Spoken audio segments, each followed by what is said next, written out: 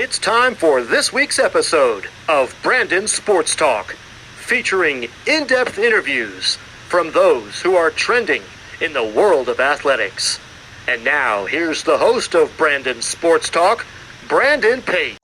Welcome back to Brandon Sports Talk. In today's episode, I have the privilege to interview Brittany Bennett, who is a UNC Pembroke Head softball coach. How are you doing today? Hey, good morning, and thanks for having me on your show. You're welcome. Can you talk about your experience coaching in softball? Well, I've been really lucky. I've had great mentors. I don't think everybody is as lucky as I am to have as good as mentors as I've had, but it just kind of started when I was in college. My junior year, we got a new softball coach, and she looked me straight in the face. I was a science major. I was going to work on computers and program computers, and she looked me dead in the eyes about 6 months in, and she said, Coach Bennett's going to be your name. You're going to coach college softball for a living. And we laughed for like 20 minutes for the rest of practice. And I was like, you're so silly. Like, no way. I'm going to do computer stuff. And look where I'm at now. You can see where the end product is. But my journey's been good. I really love the game. I love mentoring. I love empowering young women. And I really enjoy the process that I get to be with kids from the day they enter as a freshman to the day they graduate. It's a really big celebration at the end. But the game's been really good to me. I played in college, and I had a really good graduate assistantship, and I've met a lot of good people along the way, and enough for me never to leave. So, but my journey's interesting. I've had a lot of adversity in my journey, which I think a lot of assistant coaches could probably tell you. So when I finally got to Pembroke, I was really happy to be here. I've been here this is the year 8 for me, and this is the longest stop that I've had, and I'm really thankful for it because I really enjoy the community, and I really enjoy being here. Can you talk about the places that you were at? So I started as a graduate assistant at the same place that I played, which was Southern Arkansas University. And that's a small D2. It really, really feels like Pembroke. It's got football. It's the whole community is based around the university, and everybody rallies together. I was a GA there for 2 years, and then I wanted to just break off. A lot of the coaches, since I coached at the same place that I worked at, a lot of the coaches still called me by my last name. They're like, hey, what's up, Bennett? Or, hey, Bennett. And I really needed to escape the fact that I was a player too, because so many people had known me as a player. So I made a choice. You're in Arkansas. You have a choice to go up, east, or west. And I just chose east. And I ended up at a place called Mount Olive, which is obviously around here in this area. I was out in Mount Olive for a year. We had a really successful year. I got asked to go work at UNCW. And I worked at UNCW for a year, and then my boss retired in it was her very last year of coaching, and she retired. And I wasn't ready to be a head coach then. So that took me down to Lynn University, which is in Boca Raton, Florida. Stayed there for 3 years, and then I wanted to be back in the Peach Belt, so I took a job at Georgia College for 2 years, and then now I'm at Pembroke, and that's kind of just been my journey. Can you talk about the amazing 2016 season? Yeah, well, that season was special. I'd only been here, that was my 3rd year, I believe. And our program we just hadn't done much prior to my arrival, and it just had been really stagnant. So these kids didn't understand winning. They didn't understand what it took to take the competition to the next level. They didn't understand everything that we were trying to embark. So my first year, it was just trying to get everybody together, trying to get everybody to understand philosophy, and trying to get everybody running on the same cylinders. And I think we finished either right at 500 or close to it, which is the best season they'd had in a while. But that wasn't good enough. So we worked our tails off at trying to find some consistency in our program. By year 3, I had people that had been there for 3 years. I had a staff that had been with me for 3 years. We picked up a few kids that had grown into their leadership roles, and I tell you what, that season was really special. I had a lot of veterans that year, and I had kids that just bought in. I hate to say this, but they were so bought in, they would just have done anything that I told them to do. They would have done any task I asked them to. They would have been up for any challenge, and those kids were just so gritty and just so fun to coach, and they literally still come back all the time. I'm very thankful for that team. I think they set the tone for what our expectations are.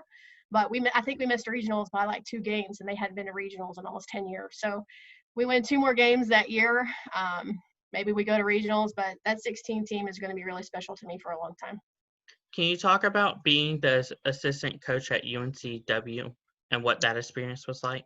It was interesting. A lot of people don't realize this. It was only a year, and everything about me is a loyalty factor. I like to stay places and grow and learn the area. But when I went to Wilmington, as mentioned earlier, my boss actually, she was pregnant and with twins, and she was out, I believe, at least 6 months before and after the babies were born. And so I was 3 years old in a Division I program, running a program for 6 months as an interim all by myself. Very interesting. Learned a lot about myself. I learned a lot about my weaknesses. I worked probably 90-hour weeks. And at the end of the year, I was so exhausted and just ready to take on a new challenge. And she called me into the office, and she's like, "I'm going to retire. And that means we're going to have to move on." I cried, and I was like, oh my goodness, I love Wilmington. I love the area. I love the university. I think I like the UNC system in general. But my time at Wilmington was great. Division I is awesome. It's different than Division II. I played in Division II, and now I coach in Division II. And I think for me, I learned very quickly I'm a small kind of campus coach. I really enjoy when the kids can stop by. I really enjoy when the players can come by and see you on their way to class when it's not so spread out or there's just such a parking issue. So I learned a lot about myself at Wilmington. I'm really proud of the growth that I had there and the people that I met. Still stay in contact with some of those players, but Wilmington was a really, really good experience for me and such a transformational time for me. Can you talk about your experience at Mount Olive? Woo, Mount Olive, you're going way back. Brandon, you're going way back. Mount Olive was that time that I took that venture of after being a GA. That was my first full-time assistant coaching job. And it's actually the stop I had right before Wilmington. And my boss was actually pregnant at that job too. So I actually had 2 years in a row of internship as far as leading the team without a head coach as an assistant. Mount Olive, gosh, I wish I could hug every single one of those kids that was there because we just gelled.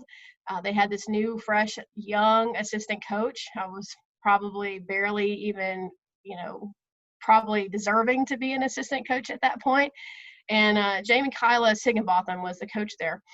And we just hit it off. And we had a lot of different philosophies, but I think together we had a good philosophy. And those kids, they just sailed. I think we won almost 40 games. I think we were, gosh, you're making me go back 10 years. I think we were 39. And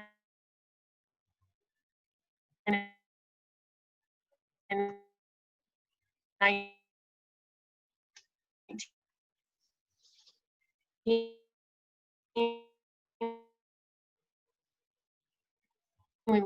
Olive employees that are still there, that really shows a lot about who they are. I think once you go to Mount Olive, you leave there a special person.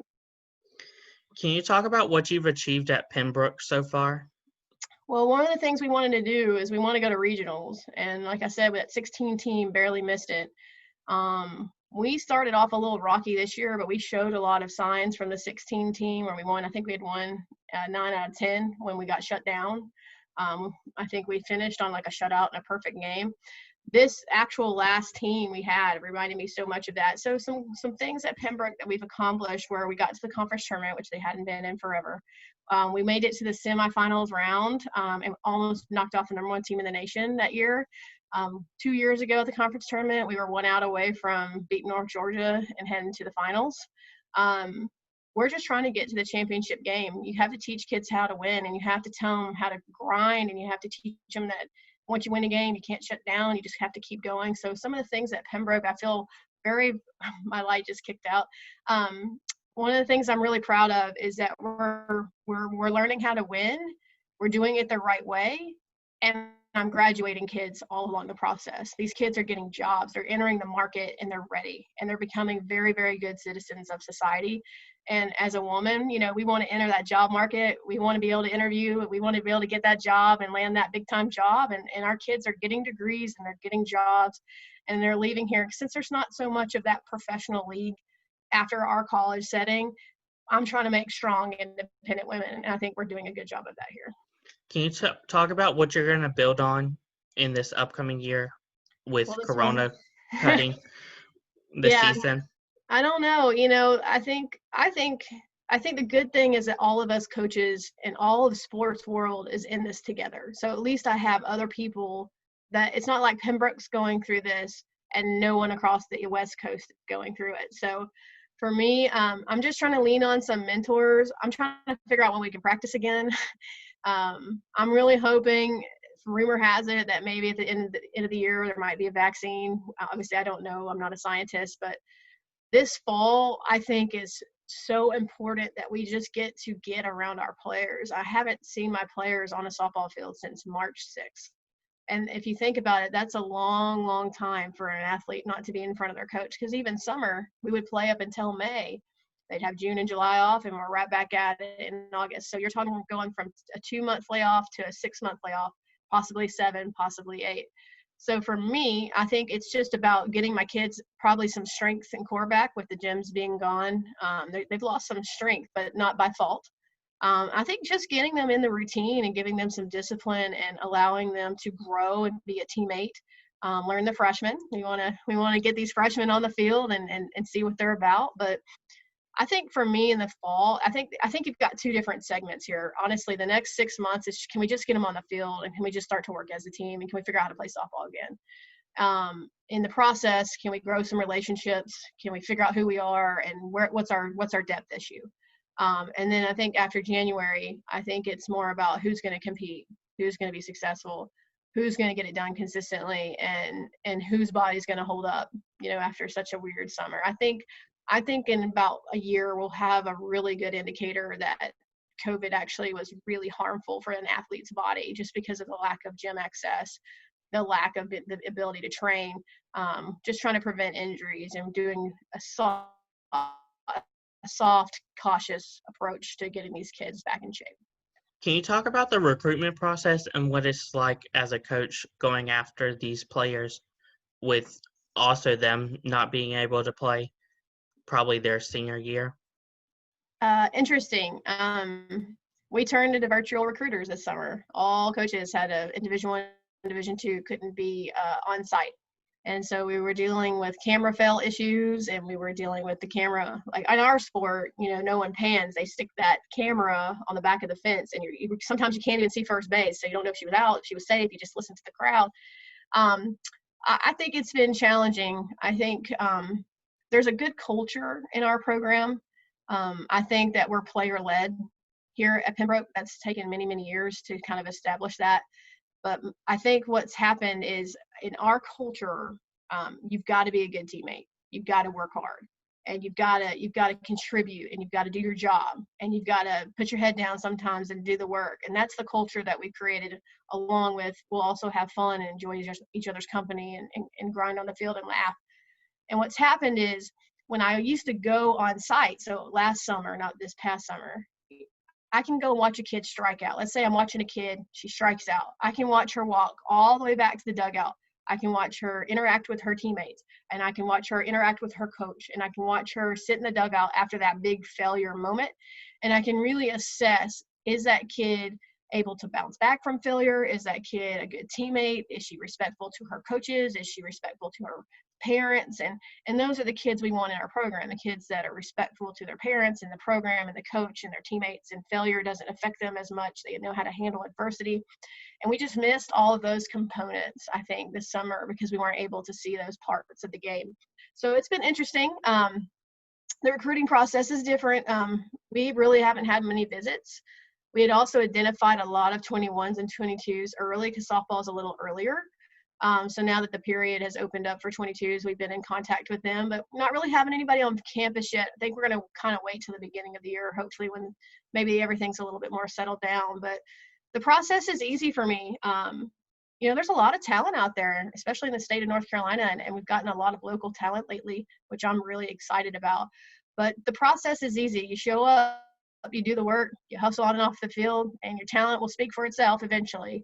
And then we just got to narrow down from the talent what kind of person you are. And at Pembroke, it just takes a really good cultured person that has a lot of respect for the game. And they think that the game is bigger than them kind of person versus they're bigger than the game. Can you talk about, for example, players opting to for seniors having another year? How hard is that when it goes to recruitment, knowing that senior would be leaving, but now she's going to come back and you have to look at your other recruitments? This is proven to be one of the most difficult. I would say this is not even a one-year thing. I think this is going to have lasting effects in the future. So, for example, I had 7 seniors on my roster last year, and 4 of the 7 returned, which I think is awesome. And the other 3 either got into grad school or got a really good job that they couldn't turn down, and they had already set that up before COVID hit. They already knew where they were going in March. And I think they still might even come back and use their extra year because their experience was so high. But I just find this to be extremely difficult because I've got my entire roster from last year has the opportunity to use another year. So if I was going to go after 5 2022 kids, what happens when my 4 that were juniors and are now seniors, along with the 4 returning seniors? So I've got 4 5-year kids and 4 4-year kids. What happens when those seniors that just turned to seniors this year, what if they stay? It's just really going to be a very difficult dialogue. I think we're going to have to make some of those decisions very early. They're going to have to tell me probably in the next 2 weeks if they're going to return for their extra year. And then I'm going to have to repeat that cycle for the next 3 years until these freshmen have moved out of the COVID year. And there's a possibility with the way things are going, we might have another strange year where we have another waiver. So we're just kind of hanging on. A lot of dialogue with mentors. I think right now, if you haven't reached out to a mentor as a coach, or you haven't tried to find someone to bounce ideas off of, I think you're probably behind. But I have good kids. I imagine they're all going to want to stay. So 2022s and 23s, it's going to be really, really hard for me to pick up a big class. And that would just mean, I know it's a long story, but then you've got an imbalanced class because once they leave, if you only bring in 1 or 2 kids, you only have 1 or 2 kids when they're seniors, and you want more seniors and you want more leadership, and it makes you have a really young team. So I know that's a long wheel of a discussion and probably more than you asked for, but this really is a challenging time. And I think it's really frustrating for the kids being recruited. I think it's tough for the travel ball circuit. I think it's tough for the college coaches, and I think everybody just needs to try to put their head down and have good, honest, real discussion about expectations and just go from there. What are some future plans for Pembroke in the softball program? Well, we're switching conferences. This is our last full year in the Peach Belt, and then in 2021-22 we enter Conference Carolinas. We want to be back at the top. I think it's been really hard to knock off North Georgia, Young Harris, and Georgia College for the last 10 years in the Peach Belt. They've always had our number. We've been the closest to beating them. But I think we just want to get back to the top half of the conference. We want to compete more. The Peach Belt's a grind. Your 4th best team in the Peach Belt's probably better than half the teams in the country. I'm really proud of the competition level in the Peach Belt, but I'm really looking forward to kind of us trying to take a regular season title. And I think in Conference Carolinas, we've been playing those teams for a very long time, and those are 1-run games all the time, and we're evenly matched with these teams, and I just feel really excited about the opportunity to compete in Conference Carolinas. And like I said, I want that regional game. I want to win my first regional game, and I want these kids to experience that. You only have to get there. It doesn't matter as long as you get there. Can you talk about competing against UMO and Barton College and how hard that is? Well, UMO, it's a special piece of my heart. None of those kids are there anymore, so it's not like I know them, but it just feels really special when I get to go back to Mount Olive. Barton's, it's always interesting. I think I almost got tossed last time we went to Barton. I think that's the closest to ejection I've been. So Barton's a little saucy, and my kids get a little spicy with it because they know I get real fired up when we play. But we've had a good rivalry. Junior and I, we go way back to my Wilmington days. And then, UMO is just anytime you have I think anytime a coach has an opportunity to go back to a place they adore, that they respect, that they enjoy, I think that's a very, very fun game for a coach. What advice would you give upcoming softball recruits? I would say narrow your list. I would say that it's complicated right now, and to not give up. So you got kids that still think they're going to Alabama and Clemson and, those big time schools, and they're so far past 2020s. And they're probably in the 2021 class, and they're probably into the 2022 class, if not the 23 class. And it's not personal, but there's a fit for every single kid out there. I think the way that people talk, they always say, oh, if you don't go D1, go down to D2. And as far as I'm concerned, we've got some D2 teams that can beat on a regular basis some mid-major D1s, and it's happened, and they'll stop playing you. And I mean, we run our program high level here, and my advice to recruits is just not to give up, but to also narrow your list. If you've emailed a coach 20 times, they haven't responded or just said, hey, thanks, I would just move on. Just take note of it, follow up, look at their rosters, see who's graduating, figure out, are there if I'm a catcher, are there 3 catchers graduating this year? Is there 2 catchers graduating this year? Because I think a lot of kids don't understand, I can't take a 5th, a 6th, a 7th player at a position. I've got to move on and take what's necessary. So just doing a little bit of homework. Big thing going around right now. Put your stuff on Twitter. People are tagging Twitter videos. We get access to that stuff. Tag coaches in it. And then if you just don't hear anything back, just find a new coach that you're interested in, find a new program you're interested in, and just keep moving through it. I really do believe wholeheartedly there's a place for everybody. It's just got to be the right fit. And also, you guys that are R21s and R22s, don't give up. It is crazy. We understand that COVID has made your life extremely difficult, but we're trying to figure out how this works, and just stay with us. What advice would you give upcoming college coaches looking to get into the profession? Advice to young coaches: you got to do the dirty work. Be a graduate assistant. You can't be a graduate assistant, be a volunteer. And then my new kick in the last 5 years, if I could tell any young coach to do anything, get your master's. And I kind of look at it like it's more of the lack of limitation that you have. So you're going to go out and you want to be a college coach, especially at a high level. You're going to see master's preferred on almost every application. And that does not make you a better coach, but it keeps you from being limited to apply. And you want to make sure that you don't hold back your offers and your opportunities just because you don't have a master's. We had a big kick about 10 years ago where you just had a lot of coaches going back to school because they just couldn't get jobs because they didn't meet qualifications. So my best advice, if you can be a GA, whether it's paid, intern, volunteer, find a program that you really respect, find a program that you think works hard or values your goals, and get into that program however you can. Do the work for 2 years, get your degree or volunteer, and from there you can probably sail. But without the degree, without the hard work, without some hands in the trenches, dragging the field, washing the uniforms, that's just kind of part of our culture. Is you got to work your way up and you got to put the time in. It's just not going to happen overnight. Respect that process, trust that process. And I think you'll find that if you take especially that graduate assistant job, if you can, you'll roll right into a new philosophy. You'll learn a lot, and I think you'll grow and be a better coach. Where can my listeners find you at on social media? Oh my goodness. I don't even know. I think it's on Twitter. We're at UNCP_softball, or I can't even tell you my Twitter handle. I think it's softball coach B, but I think there's an underscore after softball and after coach. Don't hold me to that.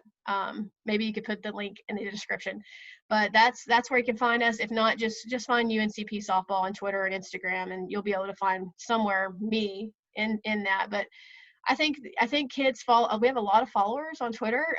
We put a lot of content out there that's real, raw, and we don't hide anything. We put our 6 a.m. workouts on there. We show the planet what we're doing. We take a lot of photos because my kids love to take pictures. They also like to eat a lot. We have a lot of pictures of us eating food. But it just encourage you to come through there, find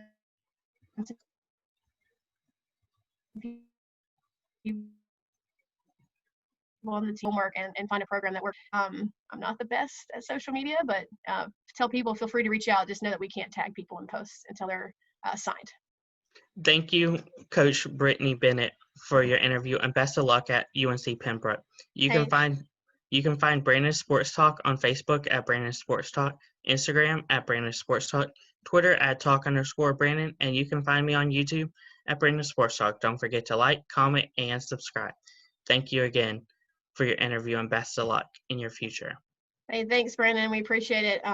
You've had some great guests on your show, and just keep doing the work, and look forward to seeing your content. Thank you. All right. You've been watching Brandon Sports Talk. Please feel free to like, share, and subscribe to Brandon Sports Talk on social media and on YouTube.